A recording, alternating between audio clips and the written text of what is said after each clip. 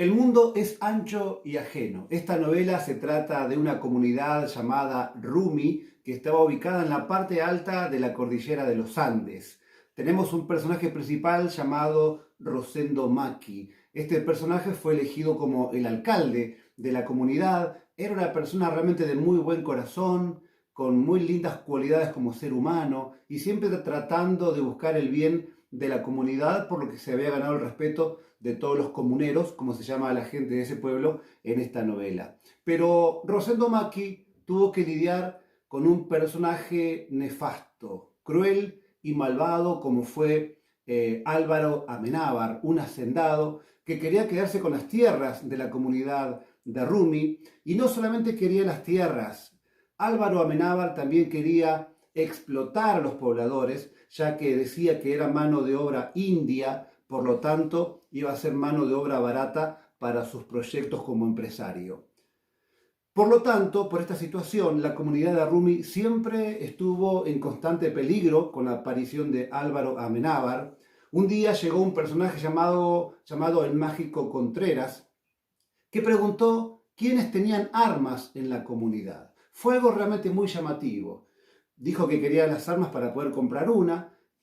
Diferentes vecinos llegaron con sus armas.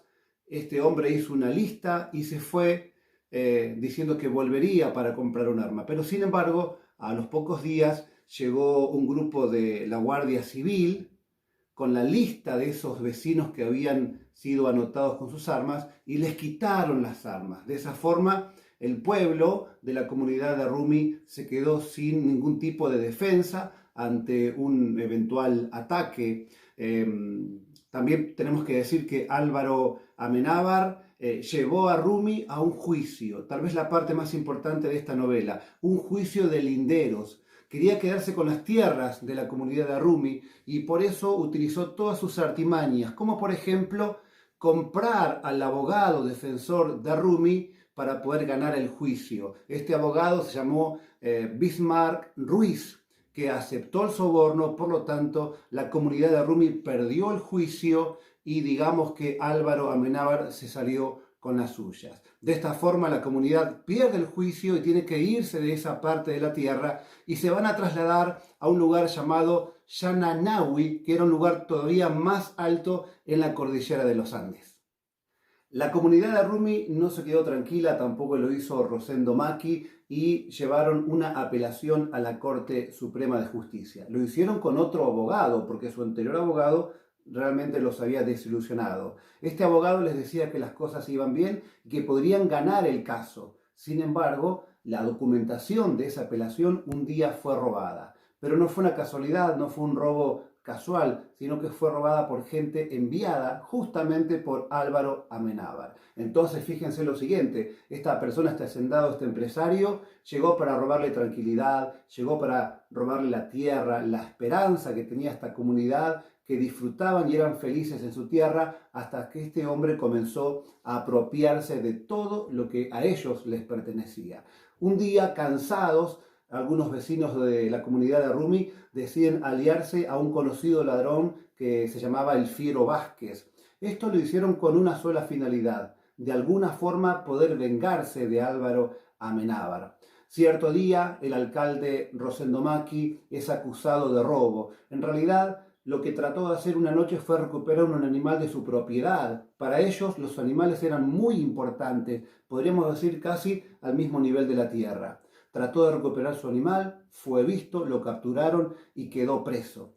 En esa misma cárcel, un día también va a llegar el Fiero Vázquez cuando lo capturan. Como les decía, el Fiero Vázquez era un delincuente muy conocido, muy famoso, muy hábil en lo que hacía, y planea un escape y le comenta a Rosendo Maki para escaparse juntos.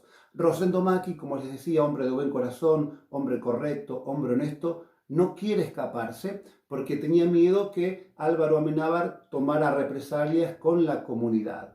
Entonces, una noche, el Fiero Vázquez, también pagando un soborno a los guardias, logra escaparse. Cuando se dan cuenta, llegan los guardias y le preguntan a Rosendo Maki si había visto algo. Él dijo que estaba dormido, que no había visto nada. No le creyeron. Por lo tanto, lo someten a una feroz, una brutal golpiza con las culatas de sus armas. Queda tirado, queda desmayado, queda desvanecido. Al tiempo le traen el almuerzo, la cena, perdón, le traen su comida y se dan cuenta que Rosendo Macchi no respondía. Había fallecido a causa de la golpiza que le habían dado.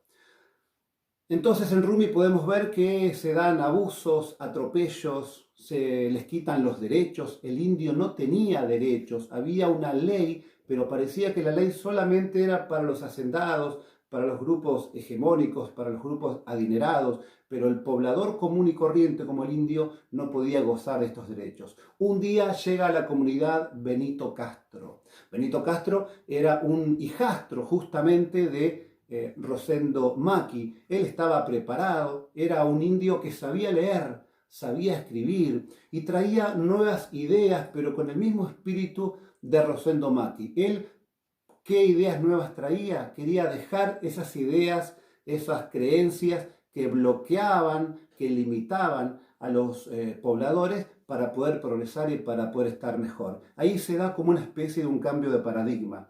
Es elegido alcalde de la comunidad de Rumi y comienza una nueva etapa para los pobladores, ya que estaban en un lugar que era adverso por la situación climática, por la vegetación, por la geografía y demás, pero con sus ideas logran recuperar esa prosperidad que antes habían tenido los pobladores de Rumi.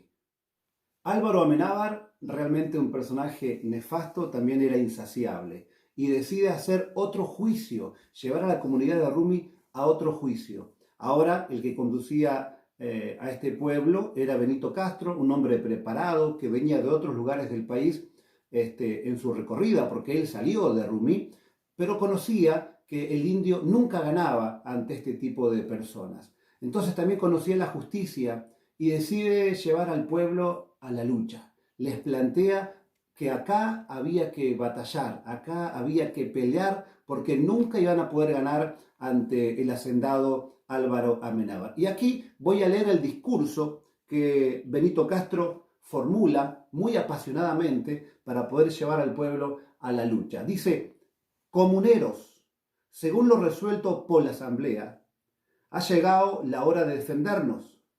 Sabemos que en Humay se están concentrando los caporales y guardias civiles. Vendrán hoy en la noche o mañana a más tardar. Yo solo tengo que pedirles un esfuerzo grande en este momento.